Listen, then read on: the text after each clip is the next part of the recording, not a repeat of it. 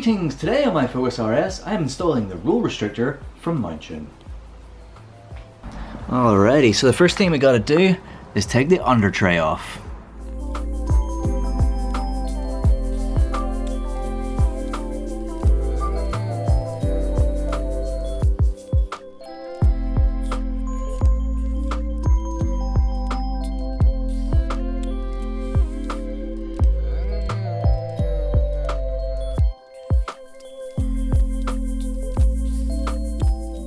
Okay, now we have the under tray off, we're underneath the car, and this is what we are replacing. So to get this out, we first need to take off a bunch of bolts. So the first one is this one. This one is what is connecting the stock mount to the mounting bracket. Then we're going to take off 3 bolts. So we've got one here, then there's one that is underneath this plastic bit, which we kind of have to ping off with like a screwdriver or something. Remove that one, and then there's one that's around the other side. And then once we do that, then the mounting plate will come off, and then we remove this one and the stock mount can be removed. Alright, so starting off, we're going to be using a 15mm socket.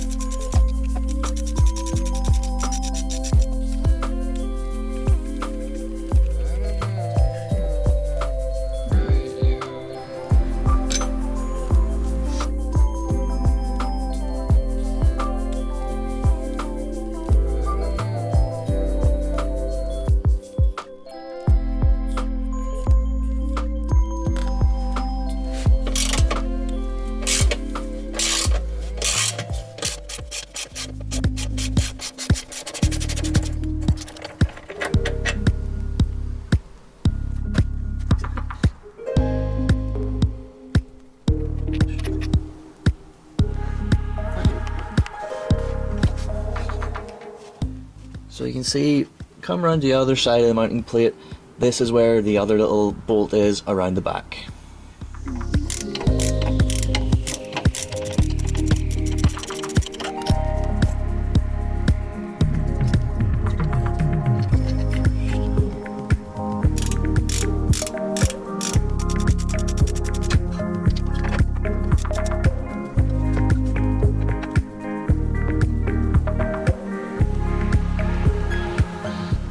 Okay, I'm now taking the mounting plate out. There we go. I've already taken this bolt out, which was again the same size, 15mm, just so that I could push this back to get access to that up high bolt, which is just kind of a bit awkward to get at. So because I've got that out already, this will just slide right out. There we go. Okay, this is our mounting plate and this is our stock mount. Obviously that was in like that. So just compare the stock mount to the Mountune mount. So you can see the main difference is in our bushing. This is a big polyurethane bush. This is just a fairly small and it's quite soft by comparison rubber bushing. So this is going to be stiffer, but Mountune have done the research to not introduce too much NVH. So we attach the new Mountune mount to our mounting plate using the nice and shiny provided nut and bolt.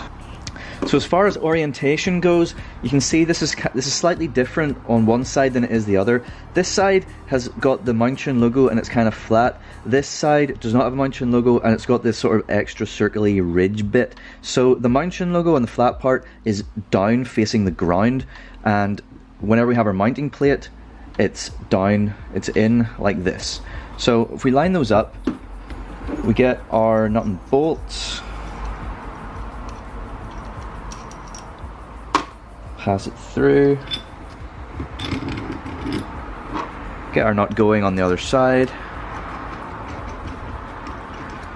So we'll leave it loose like this so that we can get it in, but yeah, we're almost ready to put it in. Mountune say that you're ready to put it in at this stage, but I am going to do an extra little bit, which is copper grease. Now, the mount that you can get from Revo, which for all intents and purposes looks identical to this, apart from the fact that it says Revo on it, and they have coloured their bushing red instead of yellow, obviously. The difference is that Revo give you a little sachet of copper grease, and they tell you to put a small amount on either side of the bushing and smear it around and then install. And I believe the reason for that is to get rid of the what you might call a polyurethane squeak. When you start the engine up, you could get a bit of a squeak whenever the polyurethane is up against metal and it's sort of still quite stiff, and this should hopefully get rid of that. So that's just an extra wee step that Mountune don't tell you about, but Revo do, but we're going to do it anyway. Okay, we've smeared that around, a nice thin layer of copper grease on our bushing. I'm going to repeat that on the other side, and then we're going to get this in under the car.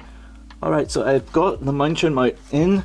You can see that it's in place because the hole is lined up down here, and we've got our mounting bracket kind of roughly in place. So now we just have to replace all the bolts. I'm just going to get them in hand tight to begin with.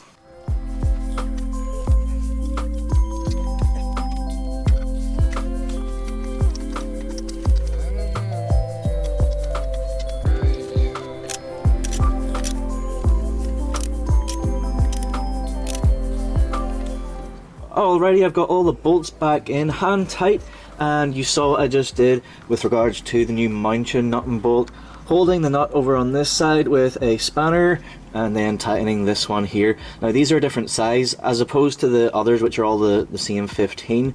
The Mountune bolt is a 19mm and the nut is 18mm. You can use a 19mm spanner though to hold it in place, it'll do just fine. But yeah, so that's the difference, you just hold that while you turn that. So the next thing then is to do some torque. So the 2 points, i.e. here and here on the subframe of the actual mount, we're going to do 80 Newton meters. Everything else 40 Newton meters. Now you might wonder about this little bad boy up here because you ain't never gonna get a torque wrench up in there.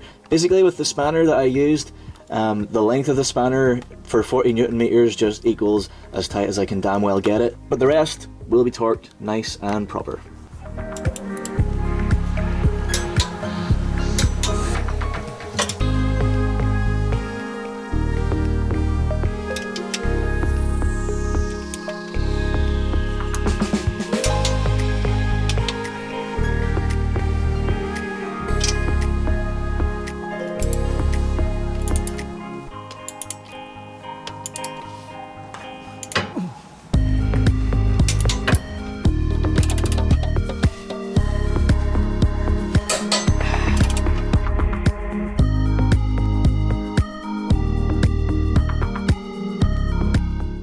Alright, so I've got all the torque done. I put that little plastic cap back on the bolt up there.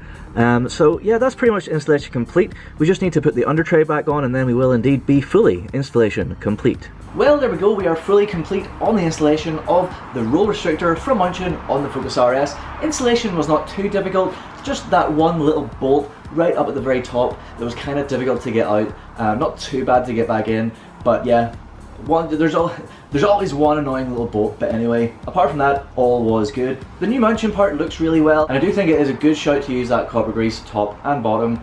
All is good. So now, all I need to do is go out and see how it drives, and I'll come back and talk to you about that at some point in the future. So I hope you like this video. Thank you so much for watching. Please do like, share, and subscribe for more content to come very, very soon. Thank you once again. Goodbye.